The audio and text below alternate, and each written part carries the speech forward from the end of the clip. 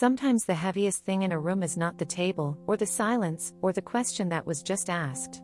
It is 0:28 in a small courtroom, and the building has gone almost completely still. The fluorescent lights make everyone look a little pale. A pen clicks somewhere near the end of the table, and the metal chair under you feels cold in a way that slowly gets louder. Why can one seat feel heavier than every other seat in the room? This may be the weight of the victim's chair, the place where an event stops being only an event and starts carrying the meaning someone has attached to it. In this video, I'll explain why that seat can feel so heavy, why people stay there longer than others realize, and one gentle way to understand what happens inside that quiet room. The victim's chair is not only about what happened. It is about the place a person is given afterward, where every question seems to ask not just for facts, but for proof that their pain belongs in the room. One common reason is that being questioned can make a person feel like they are being measured instead of heard. Even when the questions are ordinary, even when everyone is just doing their part, the person in that chair may feel every pause as a test. The mind starts looking for the correct expression, the correct tone, the correct amount of detail, as if one wrong word could make the whole story lose shape. So they sit with their hands near the edge of the cold table, answering carefully, while a small part of them wonders whether being calm makes them look too fine. It can begin quietly when the room asks for clarity before the person has found language. Some experiences are messy inside, even when the outside facts are simple enough to list.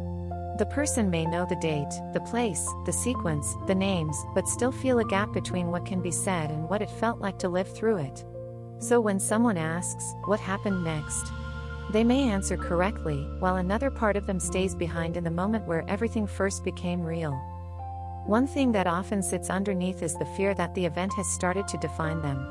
In a courtroom, the chair can turn a person into a role before anyone knows what else they are: someone's daughter, someone's friend, someone who bought groceries that morning, someone who still laughs at certain shows. The word victim can name something true, but it can also feel too small for the whole person sitting there. So they may carry an odd contradiction, wanting the harm to be recognized, while also wanting to be seen as more than the harm. And this is why the chair remains heavy even after the room moves on. People outside the room may think the hardest part is the event itself, or the decision, or the official words spoken at the end. But sometimes the heavy part is quieter. It is the meaning that lands afterward. It is the way a person starts asking, "What does this say about me? What will people remember when they look at me? Did I become someone different in that room?" The strange thing is, the room itself may not be dramatic. No one may raise their voice. No one may slam a door. A clerk may stack papers. A light may buzz overhead. Someone may ask a simple question in a neutral voice. But inside the person sitting there, every small sound can feel sharpened. The pen click. The scrape of a chair leg. The dry feeling in the throat. The way the table feels colder each time the hand rests on it. That is the quiet pressure of the victim's chair. It turns ordinary details into reminders. It makes the room feel larger than it is. It makes a person aware of their breathing, their posture, their face, their pauses. Not because they are weak. Because they are sitting in a place where the world is asking them to become clear while they are still trying to remain whole. Imagine it this way. It is just after midnight, in that small courtroom where the air has become flat from too many hours inside. The hallway outside is nearly empty, and the vending machine light is brighter than it has any right to be. Someone is still gathering papers, and you are still at the table, fingers resting on a folder you barely opened.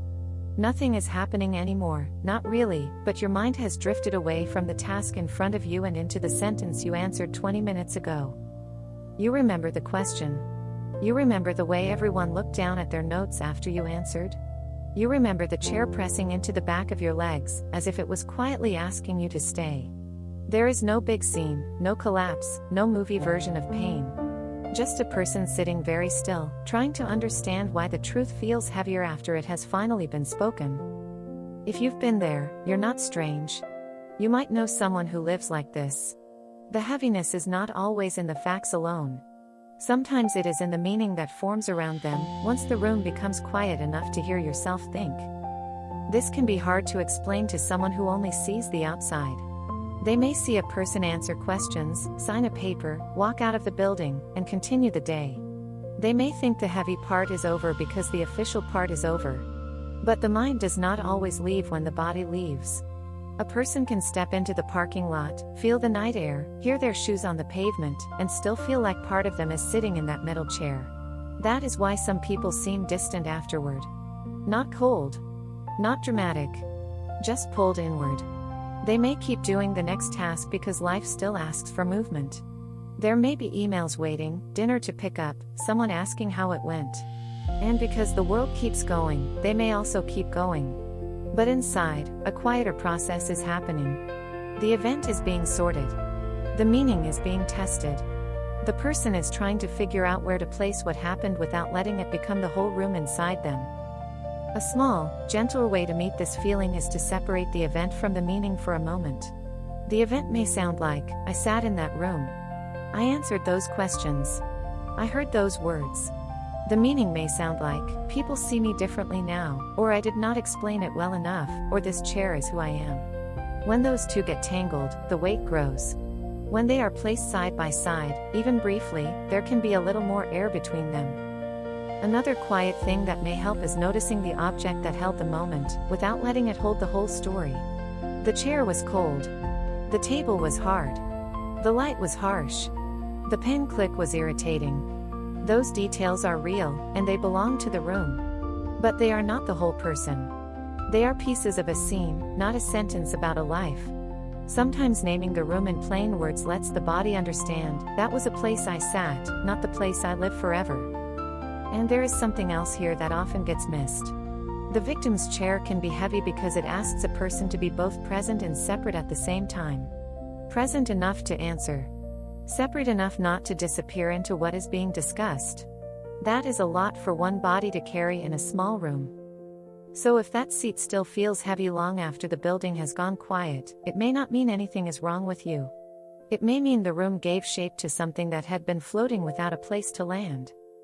This is for people who keep sitting in the heavy chair long after everyone else has left. The chair can hold a chapter. It does not get to hold the whole name. And sometimes the quiet work is simply noticing the difference, one breath, one object, one remembered room at a time.